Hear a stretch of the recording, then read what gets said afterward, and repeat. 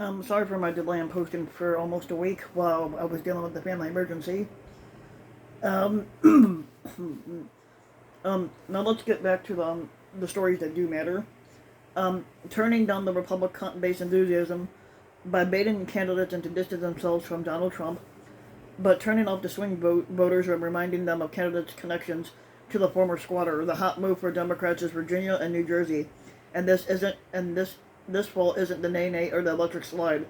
It's known as the Trump suburban squirm. Terry McAuliffe, who's the former Democratic National Committee chair and Virginia governor who's now campaigning for a second term, knows that the former squatter is about as popular as the Delta variant in blue Virginia suburbs. He wants Trump to make an appearance for his Republican opponent Glenn Youngkin, like Joe Biden did for McAuliffe in July. At that Klan rally, you would have been forgiven for thinking that Trump himself would be on the gubernatorial ballot in Virginia this year. Basically, Biden said that he ran against Trump, and so was Terry, and basically, um, Biden said that he beat Donald Trump's ass in Virginia, and so will Terry. McAuliffe also likes to say that he'll pay for Trump's gas if the former squatter decides to come to Virginia, but Trump hasn't accepted McAuliffe's invitation. The suburbs have always been a competitive political territory, but they've also have taken on a different significance with urban and rural voters that are spinning further and further away from one another. Last December, a top Democratic operative laid out one way of thinking about the party's future. Had Democrats just rented the suburbs under Trump, or did they own them? The suburbs, highly educated, middle-class, family-oriented, moderate, predominantly white, and in terms of actual swing voters, in terms of actual what they call swing votes, mostly women voters may be ready to stick with the Democratic Party for the long haul. But just in case, McAuliffe and his fellow Democrats are doing their best to make sure that the former squatter is still part of this year's elections. For the first term presidents or the squatter, two governors races have become bellwethers for the national political mode. Virginia, where McAuliffe is campaigning, and New Jersey, where Governor Phil Murphy is set up for re-election this year. In 2009, both states swung Republican and presaged the 2010 Tea Party wave against Barack Obama. Then in 2017, both what they call swung heavily Democratic and presaged the 2018 anti-Trump wins. This year's results will reverberate in next year's midterms. In these states and all around the country, enough seats went from Republican to Democratic in 2018, in Virginia and New Jersey alone to swing the majority in the tightly divided House. For the moment, the party's future is riding on two white businessmen, Bill Clinton's best friend McAuliffe, and former Goldman Sachs executive Murphy, who both happen to be 64 years old. They have to appeal to the voters who aren't caught up in each revelation about how close America came to a coup, who never used the words filibuster, reform, or reconciliation. But these voters instead think about inflation and the rising gas prices. Students absence from school and teachers' unions, pushing back on in-person classes, mask mandates, and vaccine holdouts, police brutality, and the rising crime.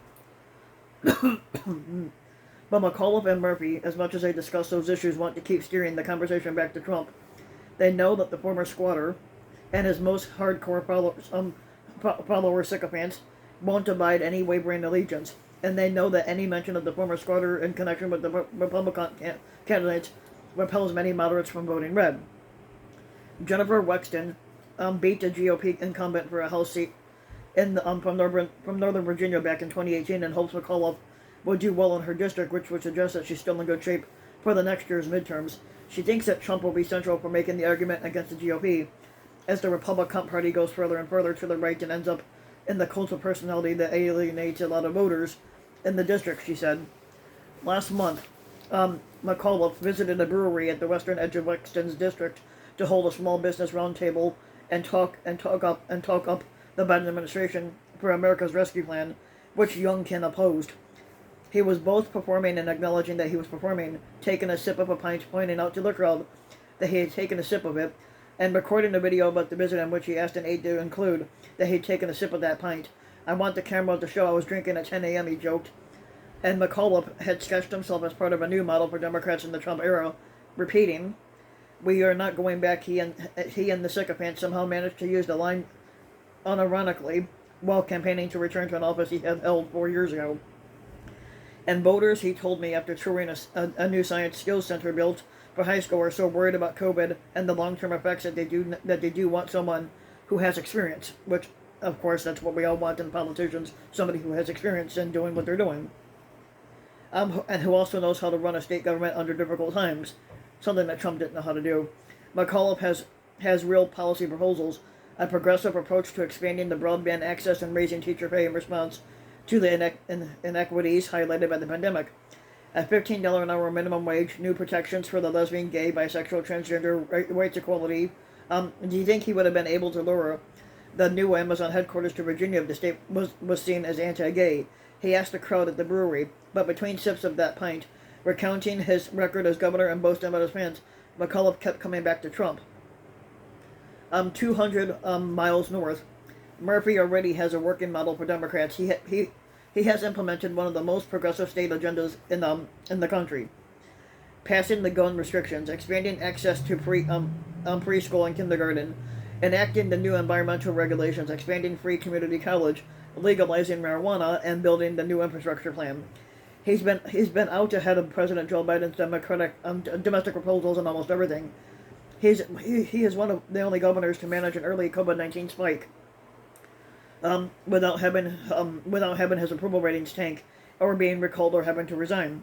The state's budget has survived the COVID-19 hit, but its bond ratings were upgraded this month, and Murphy is on track to be easily reelected in November, and that would make him the first Democratic governor of New Jersey to win a second term in almost 44 years. But even in a state where things seem to be going great for Democrats, the former squatter looms. Murphy's wife likes to remind him that although Biden won New Jersey with 57% of the vote last November, nearly 1.9 million New Jerseyans turned out to vote for Trump. Are there some bad apples in there? Sure there are, Murphy said. But in our state, it's overwhelmingly people screaming out for help and leadership, and he's hoping that among them are voters who have since been turned off by the January 6th insurrection and Trump's behavior, and to whom that he can appeal by talking up his own approach and the fact that his opponent, Jack Ciattarelli, has wavered on the former squatter. McAuliffe and Murphy are betting that the GOP will have trouble distracting voters in their states from Trumpism, and that they insist that the critical race theory, which is the big issue that many Republicans seem eager to talk about instead, doesn't resonate outside the cable news bubble. Murphy said that had basically said that he's been asked about critical race theory all of once in a TV interview, but when somebody asked McAuliffe how many times the topic had come up for him, he made a zero with his fingers, even though critical race theory has become a big flashpoint in Virginia school districts. But polling from his campaign supports that. When his pollsters asked the Virginians which education issue was extremely important to them, critical race theory ranked last, behind proposals like expanded workforce, training, and more preschool to kindergarten, and asked whether Youngkin's stance against teaching critical race theory made people more likely to vote for him. 34% said yes, while 32% said no. Another 28% said it didn't make much difference at all to them, but many Democrats remain concerned about the issue's potential to seep further into a public consciousness. But McAuliffe and Murphy might like to dismiss it as the latest diversion, but another version of the flare-ups over a few less read Dr. Seuss books and the degendering of Mr. Potato Head. Instead of the critical race theory, McAuliffe and Murphy say that the culture war that they see playing out is over COVID-19 vaccination, but Murphy said that he has no patience for the holdouts and dismissed anti-mask protesters as mostly out-of-state, out-of-touch, knucklehead dumbasses. He noted that Ciattarelli has signaled an openness to pandemic skepticism, and whereas he put in place a statewide kindergarten to 12th grade mask mandate, McAuliffe is too disgusted by the vaccine holdouts. If people have legitimate health issues or religious issues, I respect all that. But people are thinking that they're putting microchips in their body, and all of that bullshit that Trump created. He said, these days he's one of the many vaccinated people annoyed that the Delta spike has forced him to once again wear a mask, but now our civil liberties are being taken away. And the key word in all that case, you missed it, was fucking Trump. Youngkin's campaign declined to make him available for an interview, and Ciattarelli's campaign didn't respond to a request for one. Ciattarelli's television ads have not included any mention of Trump at all, but focusing on his family's history and small business and how the lockdowns Murphy ordered have hurt the sector. Youngkin's ads highlighted him as a basketball-playing family man who worked his way up in business, even as his campaign works to tie McAuliffe to Trump. But one Friday evening in July, a truck plastered with digital screens rolled down the residential streets of Arlington, playing a looped video of McAuliffe talking up about how long he's known Trump. McAuliffe in a tuxedo toasting Trump at a fancy White House dinner. Youngkin isn't actually trying to convince suburban voters that McAuliffe is a Trump supporter, Trump sycophant, but his campaign seems to think that if both candidates are infected with Trump, maybe the Republican candidate won't seem noticeably worse. Still, both Youngkin and Citarelli have been uneasy about Trump. Citarelli went to a Stop the Steal Klan rally last year, and just a few weeks ago, Youngkin went to an election integrity Klan rally at a Liberty University. But though when pressed, both have since said yes, Biden is the president now, because he is. They've both been called up using strikingly similar language about how they want to govern in a more Trumpian way than their public statements suggest. But when I'm governor and I have a majority in the House, we can start going on the offense against Planned Parenthood, Youngkin said to a group of Trump sycophants in remarks secretly recorded back in July. But as a campaign topic, sadly, that in fact won't win any independent votes that I have to get. A few days later, Citarelli made a comparable pitch.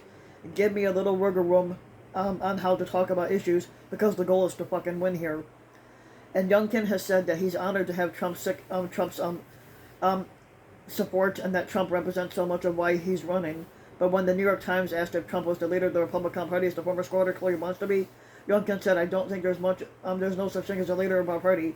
Citarelli, who once said that Trump was not fit to be squatter, now says he voted for him last year, but Youngkin's own dance isn't going over well with the Trump crowd. But last week, the former Trump aide, Sebastian Gorka, devoted so much of his radio show to calling Youngkin a rhino, which means Republican in name only, that one of the candidate's advisors called in under a pseudonym in his defense, only to be caught and outed. As much as the Republican nominees try to modulate the Trumpist appeal, McAuliffe and Murphy are going to keep hammering on their opponents' connections to the former squatter.